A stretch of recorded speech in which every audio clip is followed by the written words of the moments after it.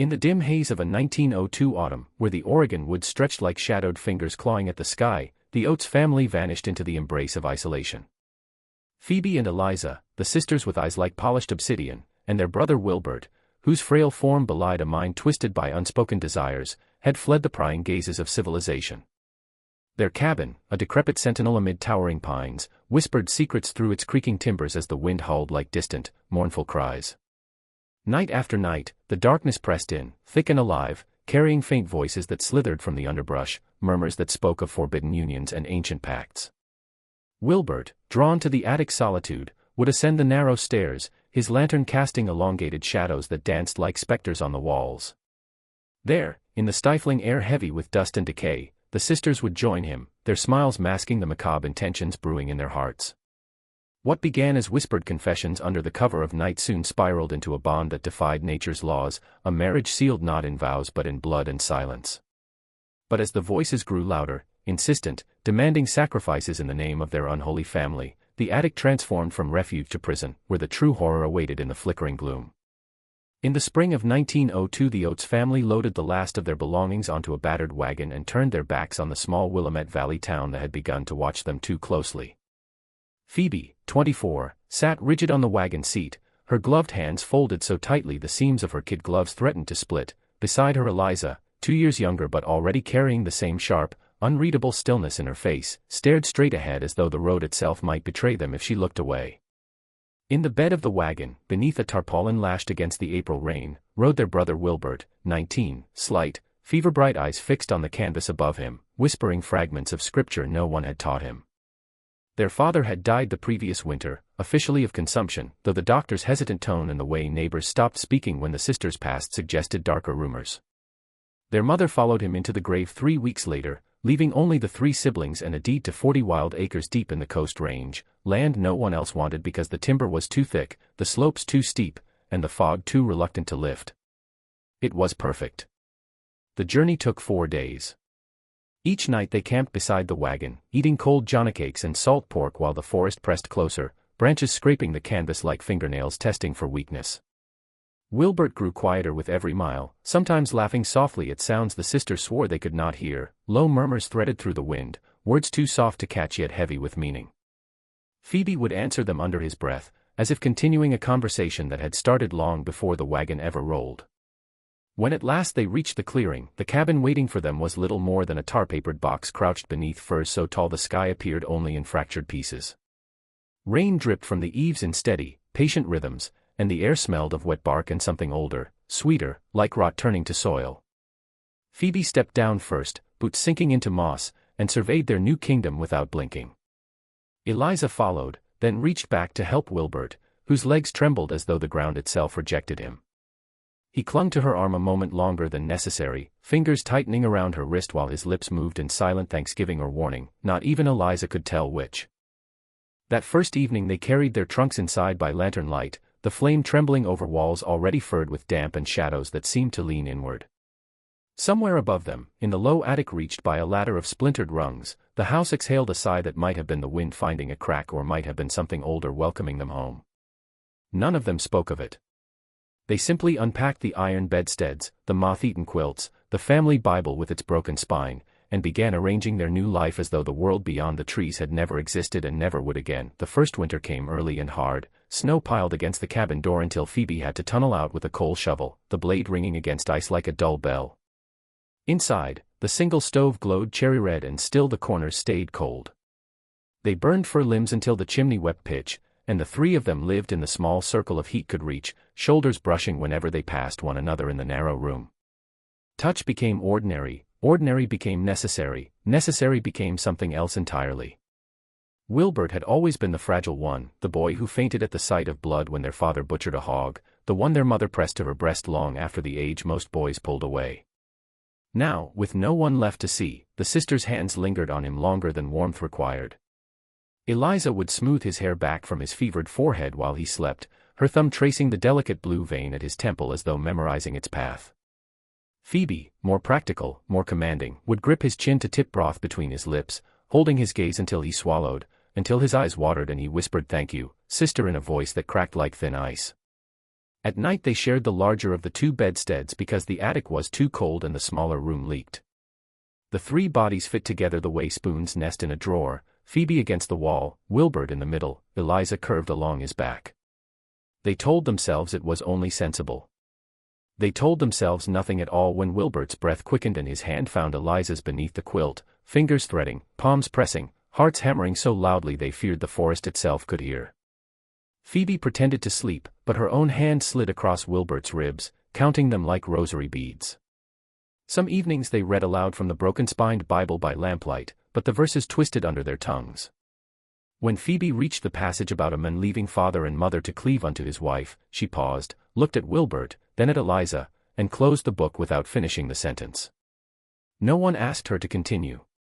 Instead Eliza began to hum an old hymn their mother used to sing, only the tune came out slower, lower, until it sounded less like worship and more like invitation. One night in February the lamp oil ran low and the flame shrank to a blue tongue. In that bruised half-dark Wilbert turned toward Phoebe, lips brushing the corner of her mouth as though by accident. She did not pull away. Eliza's hand, resting on his hip, tightened, guiding rather than stopping. Snow tapped the window like impatient fingers. Somewhere in the walls the house settled with a groan that might have been approval. What happened next was soft, inevitable, and utterly silent, the way sin often is when no God is left to witness it. When it was over they lay tangled and sweating despite the cold, listening to one another breathe, knowing the boundary they had crossed could never be uncrossed, and feeling, in the hollow of their chests, something vast and nameless open its eyes. Spring thawed the snow into black mud that sucked at their boots and turned every path into a mire, but the voices did not melt with the ice. They began as a faint rustle, like dry leaves skittering across the porch long after the wind had died. Wilbert heard them first. He would stop splitting kindling and cock his head toward the tree line, axe dangling forgotten in his hand, lips parted as though someone had just spoken his name. Phoebe noticed the change at supper, the way his eyes slid past her face to the window, pupils wide even in lamplight, how he answered questions a heartbeat too late, as if translating from another tongue. At night the murmurs grew bolder.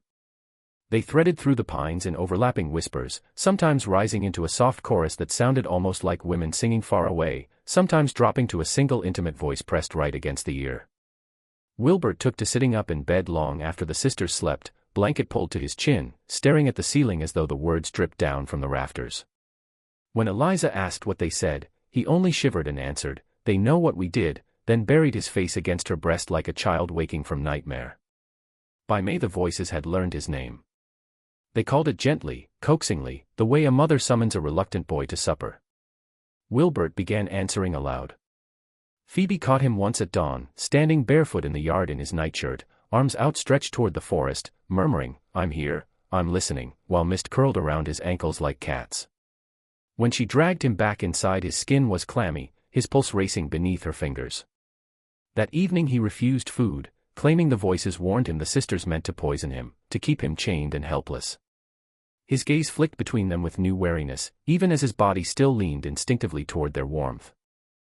The voices saved their cruelest tricks for the small hours. They told Wilbert the child Eliza now carried, barely a swell yet beneath her apron, was not his but Phoebe's doing, conjured through some older, darker rite. They told him the attic was the only place they could not reach him. They told him the sisters were no longer entirely his sisters. Each lie lodged deeper, festering. Some nights he wept into Phoebe's lap, begging forgiveness for thoughts he could not silence, other nights he flinched from their touch, whispering that their hands felt wrong, too long, too cold, not the hands he remembered. And still, beneath the terror, desire flickered, making his accusations tremble with something that sounded almost like longing, as though fear and want had braided themselves so tightly neither sister could tell where one ended and the other began. June brought heat that turned the cabin into a slow oven and made the voices impatient. They no longer waited for night. They slid between the hammer blows when Wilbert aimed at the splitting stump, coiled inside the clatter of Phoebe's washboard, rode the steam rising from Eliza's iron skillet until every ordinary sound carried a second, mocking echo. Wilbert's eyes grew red-rimmed and restless, he paced the single room like a dog sensing earthquake, muttering corrections to sentences no one had spoken aloud. One afternoon he disappeared. Phoebe found the axe abandoned beside a half-split round of alder and felt the first cold twist of real fear. They searched until dusk, calling his name into the green gloom, voices fraying. At moonrise they discovered the attic hatch standing open, the ladder pushed into place. Phoebe climbed first, lantern raised. Wilbert crouched in the far corner beneath the eaves, knees drawn to chest, rocking. Around him lay scattered pages torn from the family Bible, Genesis, Leviticus, Song of Solomon, arranged in a careful circle as though to ward something off or invite it closer. When the light touched his face he screamed, a raw animal sound, and scrambled backward until the rafters stopped him. He babbled that the voices had shown him the cellar. That morning, while the sisters hung laundry, he had pried up the warped boards beneath the stove and found a narrow shaft lined with river stones, descending farther than any root cellar had right to go. At the bottom, he swore, lay a cradle of blackened pine and, inside it, infant bones wrapped in a quilt their mother had pieced before any of them were born. The voices told him the child had been his father's by his father's own sister, and that the sin had soaked into the land itself, waiting for fresh blood to quicken it again. They told him Phoebe and Eliza meant to feed the cradle a new offering, his child, carried beneath Eliza's ribs, unless he hid where the roots could not reach. Phoebe tried reason, then anger, tears. Eliza simply climbed the rest of the way into the attic, crawled across the rough boards, and laid her head in his lap the way she had when they were small and thunder shook the house. For a moment his trembling eased. Then the voices rose in a sudden shrill chorus, and he shoved her away hard enough that her temple struck a beam. Blood threaded down her cheek like a red seam. That was the moment Phoebe decided. She fetched the logging chain from the shed, the one their father had used for skidding trunks. Together they wrestled Wilbert's wrists into the links while he thrashed and begged cursed promised, his voice cracking between childhood pet names and words no brother should ever speak to his sisters. When the chain was locked to the center beam he collapsed, spent, weeping into the dust. Eliza pressed a folded quilt beneath his bleeding head and kissed his forehead with a tenderness that looked, in the swaying lantern light, almost like hunger. Phoebe tested the padlock twice, then descended the ladder and pulled it up after her, leaving only the square of darkness above where her brother's ragged breathing drifted down like smoke. The first week of his captivity, Wilbert screamed until his throat bled. The sound came down through the attic floorboards in raw, wet shreds that made Eliza press both hands over her mouth and rock on the edge of the bed. Phoebe simply went outside and split wood until her palms blistered, each swing of the axe a small, precise violence that kept the larger one at bay. When the screaming finally thinned into hoarse whimpers, the sisters climbed the ladder together, bringing a tin cup of water and a rag soaked in arnica. Wilbert flinched at the sight of them, chain clinking as he tried to burrow deeper into the corner. His eyes had gone glassy, reflecting the lantern like a trapped animal's. They told him the voices were jealous spirits who wanted the family broken, that only obedience could quiet them. Phoebe spoke calmly, almost tenderly, while she bathed the sores the iron had rubbed into his wrists. Eliza knelt and laid her cheek against his bare foot, humming the lullaby their mother once used for colic. Under their combined touch his breathing slowed. For a few minutes he was their little brother again, pliant and trusting. That was when Phoebe produced the length of rawhide cord and the small bone-handled knife she had carried since girlhood. They began with shallow cuts along the inside of his forearms, thin red lines that welled like beads of ruby glass. Each time the blade kissed skin, Eliza whispered a question the voices had supposedly asked, "Do you renounce the world beyond the trees?" Wilbert nodded frantically. "Do you give your blood to keep the child safe?" Another nod, tears cutting clean tracks through the grime on his face. When he hesitated at the third question, something about offering his seed to the cradle below, Phoebe pressed deeper, parting flesh until white tendon flashed. His scream cracked into a sob of assent. Night after night the ritual grew. They shaved runes into his chest with the same knife, copying symbols they claimed the wind scratched onto the windowpanes while they slept. They fed him tincture of laudanum mixed with rainwater caught in a bowl of rowan leaves so that pain and visions blurred together. Sometimes he saw himself floating above the attic, watching his sisters work with the serene concentration of midwives delivering a difficult birth. Sometimes he saw the cradle in the cellar yawning open like a mouth, infant bones clicking together in welcome. Eliza's belly rounded. She would straddle his chained form, skirts hiked, and ride him slowly while Phoebe held the lantern high enough to gild their joined bodies in trembling gold. They told him each coupling sealed another lock against the voices, that the child must be conceived in full sight of the rafters so the house itself would recognize it as heir. Wilbert's body answered even when his mind recoiled, pleasure and terror braided so tightly that climax felt like dying. Afterward they stroked his hair and promised that when the baby quickened, the chain would come off. They promised many things in the attic's stifling dark, and the voices, now speaking through the sisters' own mouths, laughed softly, as though the blood cooled on the floorboards beneath him. August baked the valley until the river shrank to a chain of brown puddles and the forest smelled of hot pitch and scorched moss. In the settlement of Grand Ronde, 20 miles down a trail that barely deserved the name, Deputy Marshal Caleb Whitlock nursed a warm beer in the shade of the livery stable and listened to a half-drunken trapper talk about lights moving in the high woods where no one lived. The men swore he had seen 2 women in black dresses carrying lanterns across a ridge at midnight, and once, closer, a naked man on a chain being led like a bear toward a cabin that had been empty since old Oates shot himself. Whitlock had heard stranger tales, but something in the trapper's trembling hands made him ride out the next morning. He followed elk trails and old logging scars until the trees closed overhead and the sun came down only in thin green knives. The cabin appeared without warning, a dark box half swallowed by salal and sword fern, smoke rising straight and thin from its chimney like a warning finger. Chickens scratched in the dooryard weeds, a milk cow lowed from a lean-to that looked freshly patched. Everything spoke of careful tending, yet the windows were boarded from the inside and the door barred with a new iron hasp. When Whitlock helloed, the silence that answered felt deliberate, thick as felt. He circled the place once, noting the axe stuck deep in a chopping block, the wash line hung with men's shirts far too small for any adult male he had ever seen. A faint metallic clink drifted from above, rhythmic, almost like a spoon against a cup. He stepped onto the porch and the clinking stopped. When he knocked, the door opened only the length of its chain and Phoebe Oates looked out at him with eyes the color of river stone. She was thinner than the wanted posters remembered, cheekbones sharp beneath pale skin, but the voice was steady. Roads washed out farther up, Marshal. Best turn back. Behind her the room was dim, curtains drawn, air heavy with the smell of herbs and something copper-sweet. Eliza appeared at her shoulder, belly swollen beneath a faded calico dress, one hand resting protectively atop the curve. She offered a smile that did not reach her eyes and asked if he would take coffee. Whitlock declined, said he was only making sure folks were safe after the fire danger. All the while his gaze traveled upward to the low ceiling where dust sifted down in tiny cascades, as though something heavy shifted overhead. Phoebe's fingers tightened on the door until knuckles blanched. When he asked about the third member of the family, both women answered at once, different lies overlapping, and then fell silent, listening. From the attic came a single, deliberate scrape of chain across wood, followed by a low moan that might have been wind in the chimney or might have been a word stretched beyond human shape.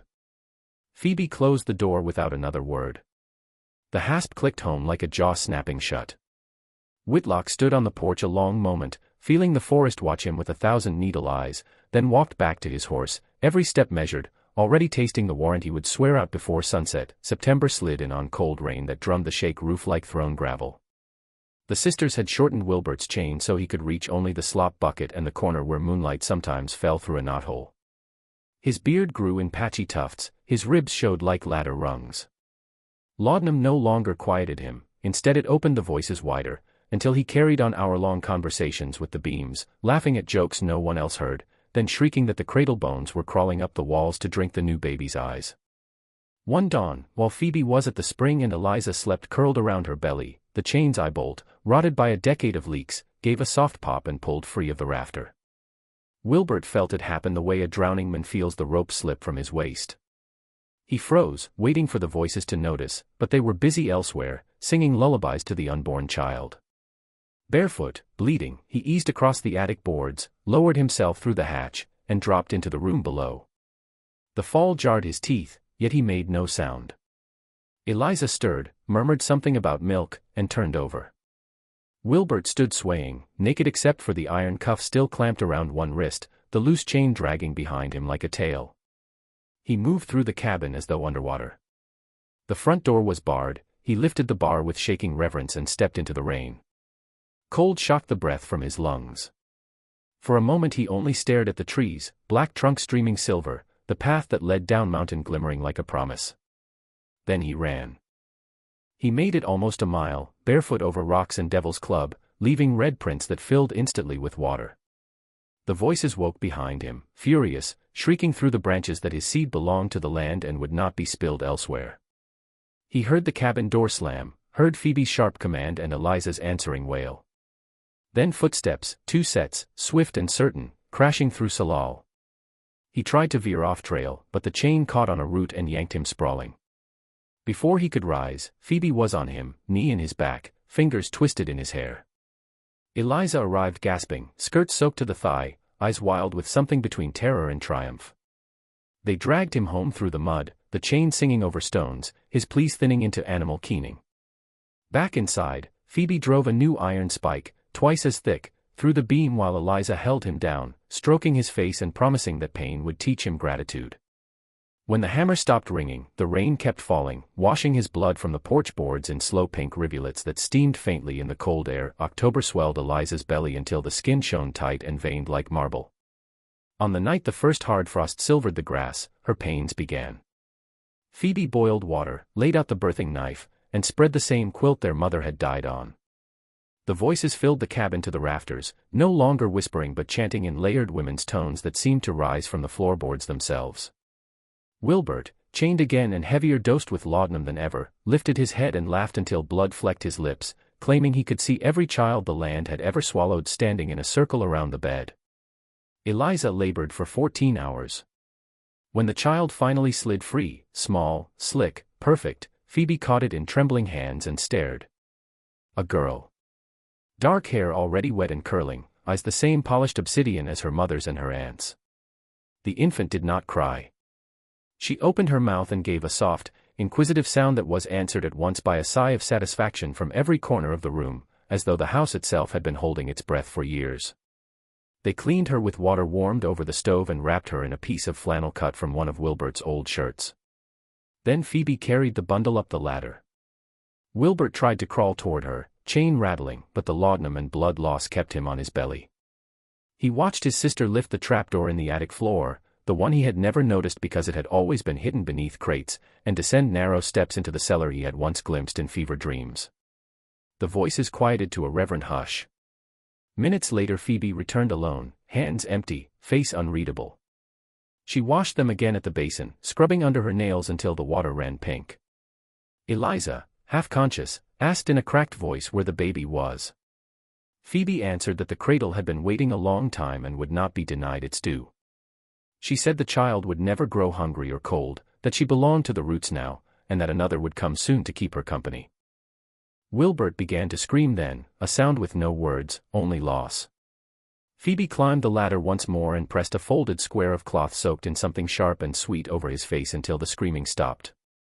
Downstairs, Eliza turned her face to the wall and wept without sound while frost etched delicate bones across the window panes. Outside, the forest stood silent, satisfied, as though the transaction was complete and the debt, for the moment, paid in full. November arrived with a stillness so complete the pines seemed carved from iron. Deputy Whitlock came back at first light, warrant folded inside his coat, Winchester across his saddle, 2 Polk County deputies riding behind him like silent crows. The cabin looked smaller than he remembered, almost apologetic, smoke rising straight in the frozen air. When no one answered his knock he kicked the door off its leather hinges. The room smelled of blood, herbs, and something sweeter underneath, like milk left too long in the sun. Phoebe stood at the stove stirring nothing in an empty pot, hair loose and wild, eyes calm as deep water. Eliza sat on the edge of the bed cradling a bundle of blood-spotted rags that might once have been a baby, rocking and humming in a cracked voice. Neither woman looked up when the men entered. Whitlock's gaze traveled to the ceiling where a dark stain had spread outward in a perfect circle, dripping slow and steady into a tin basin someone had thoughtfully placed beneath.